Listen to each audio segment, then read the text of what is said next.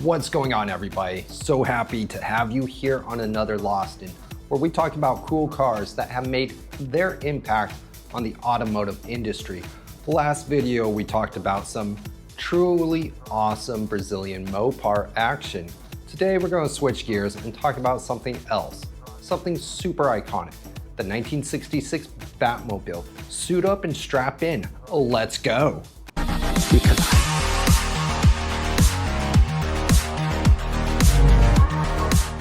Those cheesy lines of the 1960s Batman. The zany colored spandex. Come on, so tacky, it's unforgettable. All essential ingredients of the Batman mythos. The Adam West all-time classic Batman series had an incredible short run from 1966 until 1968. But like Batman, the show was nothing without the 1966 Batmobile. This Batmobile was the iconic first live-action Batmobile, with its own bat design and bat gadgets. It captured the imagination of young boys and their pops. The car was designed and customized from a Lincoln Futura, a one-off car. We'll talk more about it, but it was done in record time. When Batman William Dozier first began preparations for the Batman TV show, he recognized the need for a distinctive vehicle for the Cape Crusader. He had to be the ultimate badass in 1960s America, a Bat version of a classic American car, and a car that could rival James Bond's tricked out Aston Martin, and made its debut 2 years earlier in Goldfinger. You'll be using this Aston Martin DB5 with modifications. So, Dozier turned to Hollywood car producer and customizer Dean Jeffries, and he drew up plans to alter a 1959 Cadillac Eldorado. However, Dozier's 3-week deadline kind of made things impossible. Proved way too ambitious for Jeffries, and he gave this project to George Barris, who was known as the Hollywood King of Customs. Come on, that dude. And maybe you've heard of some of his work or seen it. The 1921 Oldsmobile for the Beverly Hillbillies, the Monstermobile for the Munsters, and even Kit from Knight Rider. And then his most iconic had to be the 1966 Batmobile. So, okay, I didn't put those in order, but yeah, he's got a lot of cars under his belt. The Batmobile is what he's most remembered for. Barris, like I said, used the Lincoln Futura Concept Car. And this has some awesome heritage. This car really has some amazing heritage behind it. Ford's top designers, Bill Schnitt and John Nizer, created this concept car. At the Italian Gia design studio, hand-built this car. They handcrafted the little baby. For the 1955 Chicago Auto Show, only one model was made. That was it. Only one of these was ever produced. And the swan song is, it wasn't the car of the future that Ford was hoping for. Sadly not to be. But some of the Futura's design cues did make it into other vehicles. The Futura did have a brief second life as a movie prop, appearing in one movie, in a film called It Started With a Kiss, as it always does.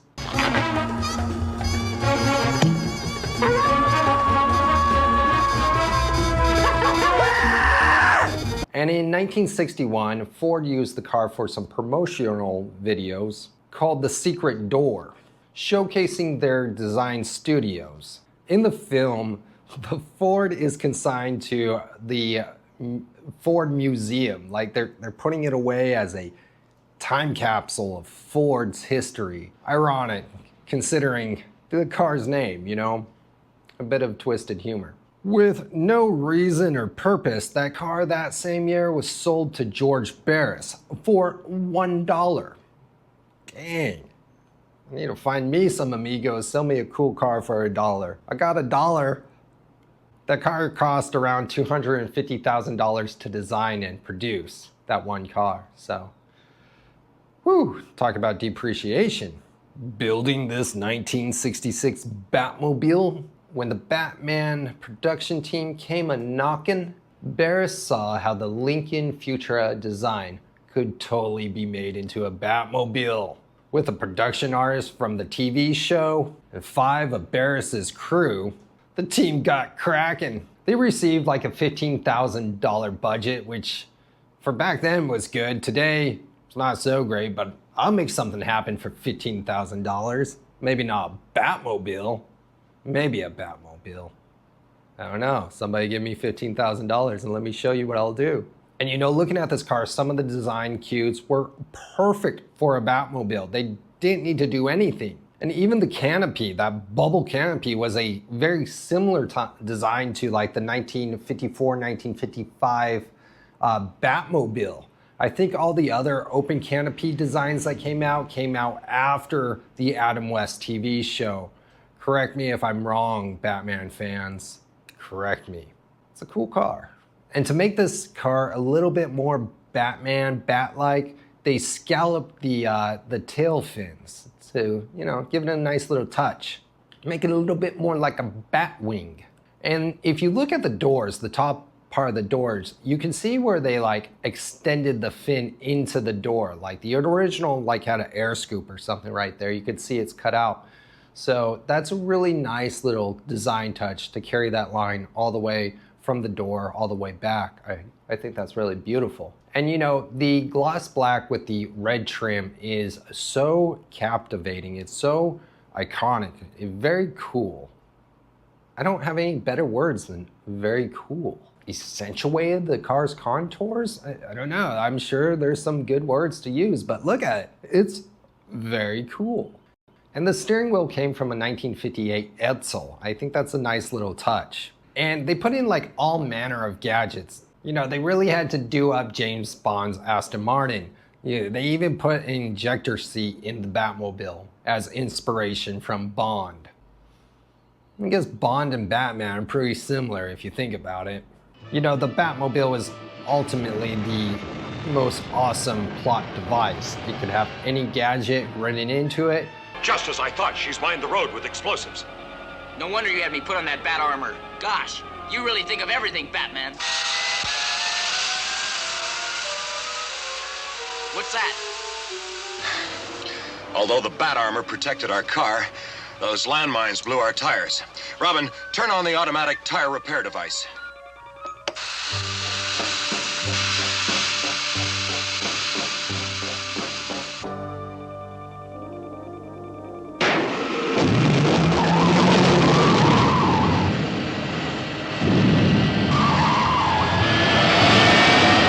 Anything they needed, they put in this little Batmobile.